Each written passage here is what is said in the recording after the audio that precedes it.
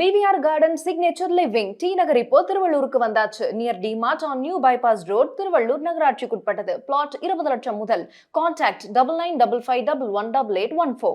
உடலில் உள்ளுறுப்புகளில் அதிகப்படியான வெப்பத்தினாலேயே ஏற்படுது அப்படின்றது தான் இன்னைக்கு பெரும்பாலான நோய்க்கான காரணமாக இருக்குது.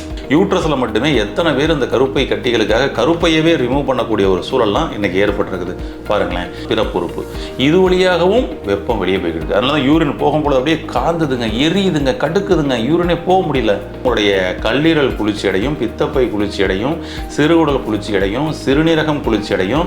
அப்போ ஈஸியாக அந்த சர்க்குலேஷன் நடக்கும். ஹெல்த் கபே சேனல் வியூவர்ஸ் அனைவருக்கும் வணக்கம். இன்னைக்கு பெரும்பாலான நோய்கள் வருவதற்கான அடிப்படையான காரணங்கள் அப்படின்னு சொல்லி பார்த்தோம்னா, அது உடலில் உள்ளுறுப்புகளில் அதிகப்படியான வெப்பத்தினாலேயே ஏற்படுது அப்படின்றது தான் இன்றைக்கி பெரும்பாலான நோய்க்கான காரணமாக இருக்குது. இந்த உடல் உள்ளுறுப்புகளில் அதிகப்படியான வெப்பம் ஏற்பட்டுச்சு அப்படின்னா அந்த வெப்பத்தை எப்படி எளிமையாக வெளியேற்றுவது அப்படின்றது தான் இன்றைய பதிவோட நோக்கம். ரொம்ப ஈஸியான சில டிப்ஸ் மூலமாக இந்த உடலில் இருக்கக்கூடிய உள்ளுறுப்புகளுடைய வெப்பத்தை வெளியேற்ற போகிறோம், அவ்வளோதான். உள்ளுறுப்புகள் அதிகப்படியான சூடாச்சுன்னா அங்கே என்ன நடக்குது அப்படின்னோம்னா, அது வழியாக போகக்கூடிய இரத்த ஓட்டங்கள் சூடாகுது, ரத்தம் சூடாகுது. ரத்தம் சூடானதன் மூலமாக இன்னும் எல்லாம் அதோட சர்க்குலேஷனில் எங்கெங்கெல்லாம் போகுதோ அப்படி எல்லா இடங்களும் சூடாக ஆரம்பிச்சிருது. அப்போ இப்படி நம்மளுடைய உள்ளுறுப்புகள் அதிகப்படியான சூடாகிறதுனால, உதாரணத்திற்கு நுரையீரல் அதிகப்படியான சூடாகும் பொழுது அங்கே அதனால தான் பார்த்திங்கன்னா சில சிஸ்ட்டு அங்கே பார்த்திங்கன்னா சில நீர் கட்டிகள் வர்றதோ, அங்கே அந்த காற்று அதிகப்படியான வெப்ப காற்றாக மாறி அங்கே பார்த்திங்கன்னா ஆக்சிஜனை எரிக்கக்கூடிய சூழல். அப்போ நமக்கு breathing disturbance, carbon di oxide தேக்கம், அப்போ அந்த மூச்சு விடுறதுக்கே சிரமம் அப்படின்ற மாதிரி சளிக்கழிவுகளாக ஃபார்ம் ஆகிறது. இப்படி எல்லாமே பார்த்திங்கன்னா இங்கே நடக்குது. வயிற்று பகுதியில் நமக்கு அதிகப்படியான வெப்பம் ஏற்படுறதுனால தான் அங்கே ஸ்டொமக் அல்சர் இல்லையா, ஸ்டொமக் அல்சர். இண்டஸ்டைனில் வரும்பொழுது அது பெப்டிக் அல்சர் அப்படின்றோம். உணவு குழாயிலிருந்து ஃபுல்லாக பார்த்திங்கன்னா வெந்து போய் கிடக்குதுங்க அப்படின்பாங்க, சரிங்களா. அப்போ இங்கே அதிகப்படியான வெப்பம் ஏற்படும் பொழுது உள்ள இன்னர் ஆர்கனில் எல்லாத்திலும் அங்கே அல்சர் அப்படின்ற அந்த கம்ப்ளைண்ட் உருவாக ஆரம்பிக்குது. பெருங்குடலில் அங்கே மலச்சிக்கலில் இருந்து அது நாளடைவில் பார்த்தோம்னா பைல்ஸ் அப்படின்னு சொல்லிட்டு அது பைல்ஸை உண்டு பண்ண ஆரம்பிச்சிருது. கடைசியில் இது எல்லாத்துக்கும் கட்டிகளாகி அந்த கட்டிகள் அறுவை சிகிச்சை மூலமாக நீக்கப்படக்கூடிய சில விஷயங்கள் தான் இன்றைக்கி நடக்குது. அதை நீங்களும் கண்கூடாக பார்த்துக்கிட்டு இருப்பீங்க, கரெக்டுங்களா? ஆமாம், பைல்ஸ் கட்டிங்க என்னங்க பண்ணுறது, ஆப்ரேஷன் பண்ணிக்கலாம். யூட்ரஸில் கட்டிங்க, ஃபைப்ராய்டுங்க, அப்போ என்ன பண்ணலாம், அதுக்கும் ஆப்ரேஷன் பண்ணிக்கலாம். அப்போ இந்த யூட்ரஸில் கட்டிகள் முதற்கொண்டு எதனால் ஏற்படுதுன்னா, இங்கே ஏற்பட்ட அதிகப்படியான வெப்பத்தினாலேயே. இந்த நீர்க்கட்டிகள் எல்லாமே பார்த்திங்கன்னா அதிகப்படியான வெப்பத்தினாலேயே ஏற்படுதுங்க. அதை முதல்ல நம்ம புரிஞ்சுக்கணும். அப்போ இதற்கான மூல காரணமான இந்த அதிகப்படியான வெப்பத்தை வெளியேற்றாமல் கட்டி எங்கே உருவாச்சோ கட்டியை வெளியேற்றுறதுல மட்டும்தான் நாம் கவனம் செலுத்திக்கிட்டு இருக்கோம் அப்படின்னு சொல்லலாம். இதெல்லாம் நம்மளுடைய முன்னோர்கள் இன்றளவும் கிராமத்தில் பயன்படுத்திக்கிட்டு இருக்கக்கூடிய சில விஷயங்கள் இருக்குது. அவங்க உடம்புல ஏதாவது பார்த்திங்கன்னா இந்த வேனக்கட்டி அப்படின்பாங்க, சூட்டுக்கட்டி, அங்கேயே அது நமக்கு அடையாளமாக காமிச்சு கொடுக்கும். அப்போ அந்த வேனக்கட்டிகள் சூட்டுக்கட்டிகள் நம்ம உடம்புல வருதுன்னா உடனே நம்ம அலர்ட் ஆகணும். இது எக்ஸ்டர்னலாக வரக்கூடிய வெப்பக்கட்டிகள். இதுவே இன்டர்னலாக வந்துச்சுன்னா என்ன நடக்கும் அப்படின்னு சொல்லிட்டு அவங்க அதை ஃபீல் பண்ணாங்க. பண்ண உடனே பார்த்திங்கன்னா இந்த வெப்பக்கட்டிகள் வந்துருச்சுனாலே அதை நல்லா வெளியேற்றிட்டு அடுத்து உடம்பை கூல் பண்ணக்கூடிய விஷயங்களை பண்ண வச்சுருவாங்க. அதான் விஷயம். இந்த வெப்பக்கட்டிகள் வெளியேற்றுறதுக்குன்னு சொல்லி சில கிராமங்களில் உள்ள மெத்தட் இருக்குதுன்னு வச்சுங்களேன். இந்த மஞ்சள் உப்பு எல்லாம் கரைச்சி அதை போட்டு விட்டு ஆட்டோமேட்டிக்காக அது உடஞ்சி பஸ்ட் ஆயிரும், கிளியர் ஆயிரும். அதுக்கப்புறம் உடம்பை கூல் பண்ணக்கூடிய சில விஷயம் பண்ணாங்க பாருங்கள். அதுதான் மீண்டும் இது மாதிரி உடம்பு வெப்பமாகி அது வெப்பக்கட்டிகள் வரக்கூடாது அப்படின்ற விஷயத்தில் அவங்க கவனம் செலுத்தினாங்க. ஆனால் நம்ம அப்போ பார்த்திங்கன்னா அந்த மாதிரி கட்டிகள் வந்தால் அதை போய் உடனே அறுவை சிகிச்சை பண்ணி சரி பண்ணிக்கணும், திரும்ப இன்னொரு முறை கட்டி வந்தால் திரும்பவும் நம்ம சரி பண்ணிக்கணும் அப்படின்றது தான் நாம் நினச்சிக்கிட்டு இருக்கிறோம். அப்படி தான் பண்ணிக்கிட்டு இருக்கிறோம். அந்த வகையில் இன்றைக்கி யூட்ரஸில் மட்டுமே எத்தனை பேர் இந்த கருப்பை கட்டிகளுக்காக கருப்பையவே ரிமூவ் பண்ணக்கூடிய ஒரு சூழல்லாம் இன்றைக்கி ஏற்பட்டிருக்குது பாருங்களேன். அப்போ உங்களுக்கு இந்த அனுபவம் கிடைச்சிருக்குது. உங்களுடைய குழந்தைகளுக்கு, உங்களுடைய பேத்திகளுக்கு இதெல்லாம் நடக்காமல் இருக்கணும்னா நீங்கள் என்ன பண்ணிக்கிறீங்க, அந்த விஷயத்தை நீங்கள் கொஞ்சம் கவனத்தில் எடுத்து பார்த்தீங்களா? அதை நீங்கள் கவனத்தில் எடுத்து பண்ணீங்க அப்படின்னா உங்களுடைய அடுத்த தலைமுறையாவது இனிமேல் இது மாதிரி வந்து கருப்பை கட்டி வந்து அதை நம்ம வந்து கருப்பையவே ரிமூவ் பண்ணணுன்ற ஒரு நிலை வரவே கூடாது அப்படின்றதுல நீங்கள் அக்கறை எடுக்க ஆரம்பிச்சிருவீங்க. ஓகேங்களா? கிட்னியில் சிஸ்ட்டு பாருங்கள், கிட்னிக்கு உள்ள நீர் கட்டி ஏங்க வந்துச்சு, பெருங்குடலுக்குள்ள சிஸ்ட்டு, கடைசியில் பெருங்குடலையே ரிமூவ் பண்ணணும், கிட்னியவே ரிமூவ் பண்ணணும். இப்படி பார்த்தா நம்ம எப்படி நம்ம உயிரோடு இருக்க முடியும் இல்லையா? இப்படி எல்லா உறுப்புகள்லையும் இது மாதிரி உள்ள கட்டிகள் வந்து ரிமூவ் பண்ணணும் அப்படின்னு சொல்லி சொன்னோம்னா, அப்போ இதுக்கு எல்லாத்துக்கும் காரணமான அந்த அடிப்படை காரணத்தை கிளியர் பண்ணணும். இதற்கு நம்மளுடைய முன்னோர்கள் என்ன பண்ணிக்கிட்டு இருந்தாங்க, என்ன பயன்படுத்திக்கிட்டு இருந்தாங்க, அதை நம்ம கடைபிடிச்சா அருமையாக அதில் வந்து கிளியர் ஆகலாம். இன்றளவும் கிராமங்களில் சில கிராமங்களில் பயன்படுத்திக்கிட்டு இருக்கக்கூடிய சில வழிமுறைகள் இருக்குதுங்க. அதை உங்களுக்கு சொல்கிறேன், நீங்கள் பயன்படுத்தி பாருங்கள், என்ன நடக்குதுன்னு பாருங்கள். மேஜிக்காக இருக்கும். உங்கள் உடம்புக்குள்ளே இன்னர் ஆர்கன் எல்லாம் நல்லா கூலிங்க, நல்லா கூலாக அவர் வந்து செயல்பட ஆரம்பிச்சிருவார். இன்னர் ஆர்கன் கூலாக இருந்தால் நம்மளுடைய மனநிலையும் கூலாக இருக்கும், நம்மளுடைய சிந்தனை திறன் கூலாக இருக்கும், கிரியேட்டிவிட்டி அதிகரிக்கும், எதுலேயுமே வந்து நிதானத்தோடு செயல்படக்கூடிய தன்மை நமக்கு வந்து கிடைக்கும். அந்த வகையில் அவங்க என்னெல்லாம் பண்ணாங்க அப்படின்னு சொல்லி சொல்கிறேன் பாருங்கள். உடம்பிலிருந்து வெப்பம் அதிகமாகிடுச்சுன்னா அந்த வெப்பத்தை உடம்பே வெளியேற்றுமா, சரிங்களா? உடம்புக்குள்ளே வந்து இன்னர் ஆர்கனுக்குள்ளே வெப்பம் அதிகமாகிடுச்சுன்னா உடம்பே வெளியேற்றும். ஏன்னா உடல் தன்னைத்தானே சரி பண்ணுற சிஸ்டத்தை தானே இருக்குது, கரெக்டுங்களா?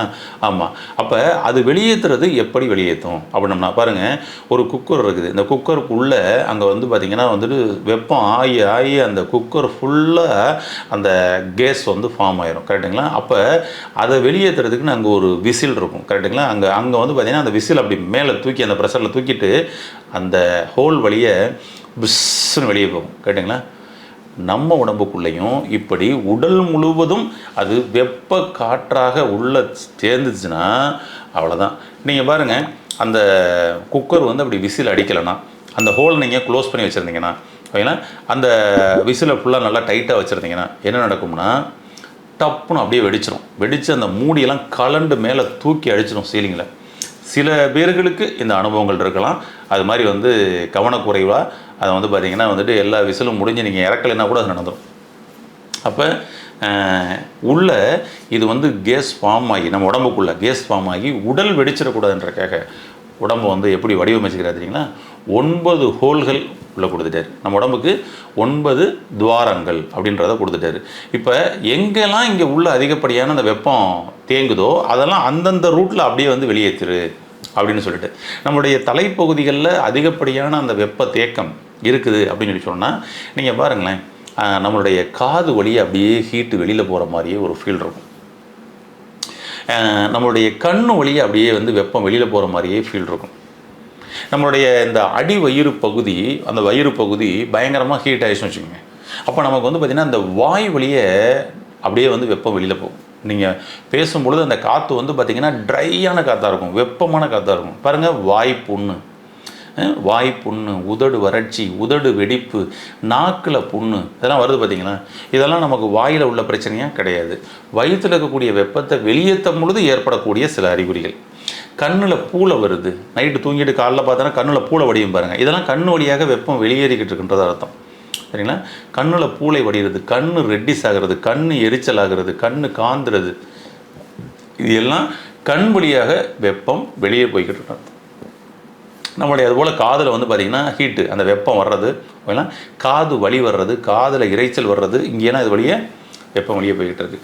காதுக்குள்ளே புண்ணாயிருச்சுங்க, எப்படிங்க புண்ணாகும்? இந்த வெப்பம் வெளியில் போகிறதுனால தான் புண்ணாகுது, ஓகேங்களா? அதை முதல்ல புரிஞ்சுக்கணும்.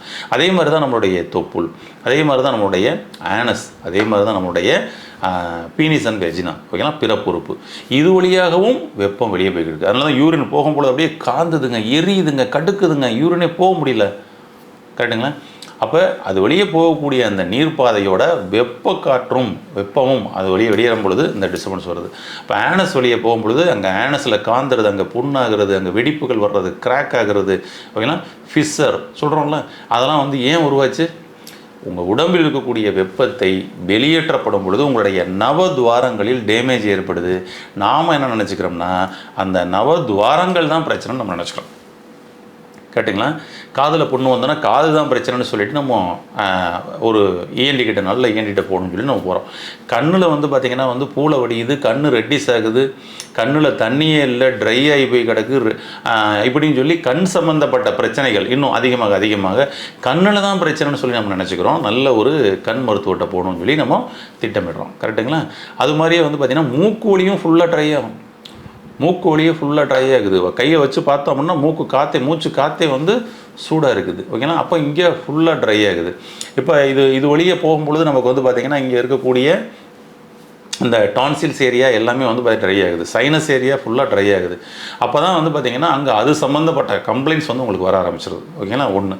அதே போல் நம்மளுடைய வாய் பகுதி ஃபுல்லாக ட்ரை ஆகுது, அல்சர் ஆகுது. நம்ம பிரச்சனை என்ன நினச்சிக்கிறோம்? வாயில் தான் பிரச்சனை, வாயில் தான் வந்து அல்சர். இந்த வாய்ப்புண்ணு மட்டும் ஆறவே மாட்டேங்குதுங்க நம்ம நினச்சிக்கிறோம். உங்களுடைய உள்ளுறுப்புகளில் இரைப்பை, கல்லீரல், பித்தப்பை, சிறுகுடல் இவங்கெல்லாம் அதிகமான வெப்பத்தில் இருந்தாங்கன்னா வாய்ப்புண்ணு வரும். மண்ணீரல் இவங்களாம் அதிகமான வெப்பத்தில் இருந்தாங்கன்னா வாய்ப்புன்னு வரும். அப்போ உள்ளுக்குள்ளே இருக்கக்கூடிய வெப்பத்தை வாய் வழியாக வெளியேற்றுது. இங்கே நம்ம புரிஞ்சுக்கணும். அதுதான் இப்போ வாய் தான் பிரச்சனைன்னு சொல்லிட்டு வாய்க்கு ஏதாவது மருந்து இருக்கான்னு தேடிக்கிட்டு இருக்கிறோம். ஆனஸில் பிரச்சனைனா ஆனஸை தேடிக்கிட்டு இருக்கோம். அவ்வளோதாங்க. அப்போ உள்ளே நம்ம வந்து கூல் பண்ணோம்னா இந்த பாதைகளை நாம் புண்ணெல்லாம் ஏற்படாமல் காப்பாற்றிக்கலாம். அவ்வளோதான் விஷயம். உள்ளே எப்படி கூல் பண்ணலாம் அப்படின்னா நான் சொன்னேன் இல்லையா, கிராமத்தில் இப்போயும் பயன்படுத்தக்கூடிய ஒரு முறைன்னு இருக்குல்ல. என்ன பண்ணுறாங்க அப்படின்னோம்னா கண்ணுக்கு வந்து பார்த்திங்கன்னா வந்துட்டு எண்ணெய் விடுவாங்க, கண்ணுக்கு விளக்கெண்ணெய் விடுவாங்க. இப்போ இன்றைக்கி கண்ணுக்கு ஏதாவது கம்ப்ளைண்ட்ஸ் வந்தால் மட்டும்தான் கண்ணில் மருந்தே போடுறோம். அது வரைக்கும் கண்ணை வந்து கண்டுக்கிறதே இல்லை. அதான் உங்களுடைய 9 நவத்வாரங்களையும் நீங்கள் கூலாக வச்சுக்கிட்டிங்கன்னா உங்கள் உடம்புக்குள்ளே இருக்கக்கூடிய வெப்பத்தை ஆட்டோமேட்டிக்காக தணிச்சிடும். உள்ளுக்குள்ளே இன்னர் ஆர்கனை கூலிங்காக வச்சுக்கிறோம் 9 நவத்வாரங்களையுமே. சரிங்களா? அதுக்கு என்ன பண்ணலாம்? ஈஸியான டிப்ஸ். கண்ணுக்கு நீங்கள் நைட்டு படுத்து தூங்கப்படும் பொழுது வாரத்தில் ஒரு நாள் அப்படி வச்சுக்கோங்க போதும். ஃபஸ்ட்டு வேணால் நீங்கள் 3 days 5 days நீங்கள் வந்து எல்லா ப்ராசஸும் கூட பண்ணலாம், நல்லா கூலிங் ஆகும். அப்போ வாரத்தில் 3 நாட்களோ அல்லது ஒரு நாளோ என்ன பண்ணுறீங்கன்னா கண்ணுக்கு விளக்கெண்ணெயை ஒரு சொட்டு விடுங்க. கண்ணில் ஒரு சொட்டு விளக்கெண்ணெய் விடப்படும் பொழுது உள்ளுக்குள்ளே இருக்கக்கூடிய வெப்பம் பொங்கி வலியும். அப்படியே இன்னும் கொஞ்சம் வந்து கண் வழியாக வந்து பார்த்திங்கன்னா அந்த பூளைகள்லாம் வரதெல்லாம் கூட வரலாம். 1 or 2 days வரலாம். அதுக்கு தான் அவங்களுக்குலாம் வந்து கண்டினியூஸாக டெய்லி கொடுத்துருங்க. ஒரு 3 நாள் கொடுங்க, 5 நாள் கொடுங்க, டெய்லி கூட கொடுக்கலாம். ஒரு வாரம் 10 நாள் கூட கொடுக்கலாம், ஒன்றும் தப்பு இல்லை. அதுக்கப்புறம் வாரத்தில் ஒரு நாள் உங்களுக்கு நியூட்ரல் ஆயிடுச்சுன்னா, இல்லை எனக்கு இந்த பிரச்சனைலாம் வரக்கூடாதுன்னு நினைக்கிறேங்க, முன்னாடியே சரி பண்ணலாம்னு நினைக்கிறேன், நீங்கள் வாரத்தில் ஒரு நாள் விட்டுவாங்க போதும். ஒரு சொட்டு விளக்கெண்ணெய் கண்ணில் நீங்கள் விடப்படும் பொழுது கண்ணில் இருக்கக்கூடிய கண் வழியாக செல்லக்கூடிய அந்த வெப்ப கழிவுகளை வெளியேற்றி கூல் பண்ணும். உங்களுடைய கல்லீரல் குளிர்ச்சி அடையும், பித்தப்பை குளிர்ச்சி அடையும், சிறுகுடல் குளிர்ச்சி அடையும், சிறுநீரகம் குளிர்ச்சி அடையும். அப்போ ஈஸியாக அந்த சர்க்குலேஷன் நடக்கும். ஓகேங்களா? அதுபோல் உங்களுடைய காது, ஆனால் காதுக்கும் பாருங்கன்னா அன்றைக்கி வந்து எண்ணெய் தேய்ச்சி குளிக்கப்படும் பொழுது காதுலேயும் அந்த நல்லெண்ணெயை வந்து பார்த்திங்கன்னா வந்து விடுவாங்க, விட்டு அப்படியே ஃபுல்லாக இது பண்ணி எடுப்பாங்க. ஆனால் இன்றைக்கி காதுக்குள்ளே எண்ணெய் விடுற பழக்கமே இன்றைக்கி வந்து போயிடுச்சு. ஓகேங்களா? காதிலும் ஒரு சொட்டு நல்லெண்ணெய் நம்ம வந்து விடலாம். ஓகேங்களா? நல்லெண்ணெய் விட்டு பண்ணும் பொழுது என்ன ஆகும்னா அந்த ஏரியா ஃபுல்லாக வந்து பார்த்திங்கன்னா நல்ல கூலிங் ஆகிற தன்மையும் கிடைக்கும். அதை புண்ணும் வராமலே தடுக்கும். பெட்டர். இந்த பாதை நமக்கு நல்லா ஃப்ரீயாக இருக்கும், காது நல்லா கேட்கும், காது கேளாமைன்ற பிரச்சனை உங்களுக்கு வராமல் தடுக்கப்படும். அப்போ அந்த மாதிரி பண்ணலாம். அதே போல் நம்மளுடைய மூக்குக்கு இந்த சைனஸு இந்த மாதிரிலாம் பிரச்சனை வந்திருக்கு அப்படின்னு சொல்லி சொன்னோம்னா இந்த அணுத்தைலம் அப்படின்னு சொல்லி கிடைக்கும் உங்களுக்கு. அது வந்து பார்த்திங்கன்னா மூக்கில் வந்து பார்த்திங்கன்னா ஒரு சொட்டு நம்ம வந்து விடலாம் இந்த கம்ப்ளைண்ட்ஸ் இருக்கிறவங்க. அதே போல் இந்த வாய் பகுதி ஃபுல்லாக வந்து பார்த்திங்கன்னா வந்து அல்சரில் புண்ணு அப்படியே இருக்கும் பாருங்கள். இவங்கெல்லாம் வந்து பார்த்திங்கன்னா ரொம்ப அதிகமாக புண்ணு இருக்குன்னா ஒரு 3 நாள்லேருந்து ஒரு வாரத்துக்கு விளக்கெண்ணெயில் ஆயில் புல்லிங் பண்ணுங்கள். டெய்லி காலைல எழுந்த உடனே வேலையாக. ஓகேனா? இல்லை நார்மலாக தான் இருக்குது, லேசாக தான் இருக்குது, இல்லை வரக்கூடாதுன்னு நினைக்கிறேன் அப்படின்னம்னா நல்லெண்ணெயில் ஆயில் புல்லிங் பண்ணிட்டு வாங்க டெய்லி. ஓகேனா? என்ன நடக்கும்னா உள்ளுக்குள்ளே இன்னர் ஆர்கனில் உங்களுடைய வயிறு, மண்ணீரல், கல்லீரல், சிறுகுடல் இப்படி பல உறுப்புகளை, ராஜ உறுப்புகளை கூல் பண்ணும். அப்போ உடம்புல இருக்கக்கூடிய அந்த வெப்பம் வெளியேறும். ட்ரை பண்ணி பாருங்கள். தினந்தோறும் நீங்கள் ஆயில் புல்லிங் பண்ணலாம் டெய்லி. ஓகேங்களா? 1. அதுபோல் ரொம்ப அதிகமான வெப்பம் இருக்குதுங்க, அடிவயிறு சூடை என்னால் ஃபீல் பண்ண முடியுது, சேரில் உட்காந்து அந்த சேர் சுடுது, என் உடம்புல எப்போ தொட்டு பார்த்தாலும் அந்த டெம்பரேச்சர் அதிகமாக இருக்க மாதிரி ஃபீலாக இருக்குது. சில பேருக்கு வெளியில் டெம்பரேச்சரே தெரியாது, உள்ள இன்னர் ஆர்கன் ஃபுல்லாக கூலிங்காக இருக்கும். ஆமாம், அது இந்த உங்களுடைய விரலில் ட்ரைனஸ்ஸு, நெயில் ட்ரைனஸ்ஸு, உங்களுடைய கண்ணு ட்ரைனஸாக இருக்குது, உதடு ட்ரைனஸாக இருக்குது, ஆனஸ் ட்ரைனஸாக இருக்குது, இங்கேயெல்லாம் ட்ரைனஸ் காமிக்கும். ஆனால் பாடியை தொட்டு பார்த்தோம்னா சூடாக இருக்காது, கூலிங்காக தான் இருக்கும். உள்ள இன்னர் ஆர்கன்லாம் ஹீட்டாக இருக்குன்றதை இந்த துவாரங்கள் வழியாக தான் காமிக்கும். அப்போ தொப்புள்ள நீங்கள் விளக்கெண்ணெயை நீங்கள் வந்து விட்டு வரலாம் நைட்டு படுக்கும் பொழுது. இதுவும் உங்கள் உடம்பை கூல் பண்ணும். அதே போல் ஆனஸ்க்கு வந்து பார்த்திங்கன்னா தேங்காய் எண்ணெய் வந்து தேய்க்கிற பழக்கம் இருந்தது, இப்போ இல்லை. ஆமாம், ஆனஸ்குள்ளேயே தேங்காய் எண்ணெய் வந்து விடுவாங்க. இன்றைக்கி ஆயுர்வேத மருத்துவத்தில் மட்டும் அப்படி ஒரு முறையும் வந்து இருக்குது. ஆமாம், அது தேங்காய் எண்ணெய் நீங்கள் எக்ஸ்டர்னல் அப்ளிகேஷன் நீங்கள் வந்து பயன்படுத்தலாம். ஒருவேளை பைல்ஸ் இருக்குது அப்படின்ற மாதிரிலாம் உங்களுக்கு இருக்குது, புண்ணு இருக்குதுன்ற மாதிரி ஃபீல் இருக்குதுன்னா தேங்காய் எண்ணெயை நீங்கள் வந்து பார்த்திங்கன்னா ஒரு சிரஞ்சில் கூட நீங்கள் வந்து பார்த்திங்கன்னா வந்துட்டு நீங்கள் ஆனஸில் ஒரு 5 ml ஓகேங்களா. டெய்லி நைட்டு படுக்கும் பொழுது, அதாவது இந்த கம்ப்ளைண்ட் இருக்கிறவங்க மட்டும் படுக்கும் பொழுது நீங்கள் வந்து ஆனஸ்குள்ளே ஒரு 5 ml வந்து தேங்காய் எண்ணெய் நீங்கள் விட்டுட்டு சும்மா ஒரு காட்டனில் ஹோல்ட் பண்ணி வச்சிட்டிங்கன்னா காலையில் எந்திரிச்சோன்னா மலம் நல்லா ஃப்ரீ ஆயிரும். உள்ளே இருக்கக்கூடிய புண்ணும் படிப்படியாக ஆறிட்டே வரும். வித்தின் 7 daysல உங்களுடைய ஆனஸில் இருக்கக்கூடிய புண்ணு வந்து கிளியர் ஆயிரும். இப்படி உங்களுடைய நவதுவாரங்கள் அனைத்தையும் கூல் பண்ணால் உள்ளுக்குள்ளே இருக்கக்கூடிய உள்ளுறுப்புகள் அனைத்தும் கூலிங் ஆகும். என்ன மாற்றம் நடக்குதுன்னு பாருங்கள். உடம்புல இருக்கக்கூடிய எல்லா உறுப்புகளும் நல்ல கூலிங் ஆகி சிறப்பாக செயல்பட ஆரம்பிச்சிருவாங்க. உடலில் இருக்கக்கூடிய வெப்பத்தை வெளியேற்ற நவதுவாரங்களை பாதுகாத்து ஆரோக்கியமடைய வாழ்த்துக்கள். நன்றி. இந்த வீடியோ உங்களுக்கு பிடிச்சிருந்தா லைக் பண்ணுங்க, ஷேர் பண்ணுங்க, கமெண்ட் பண்ணுங்க. மறக்காம ஹெல்த் கஃபே தமிழ் சேனலை சப்ஸ்கிரைப் பண்ணிட்டு பெல் பட்டனை கிளிக் பண்ணிடுங்க.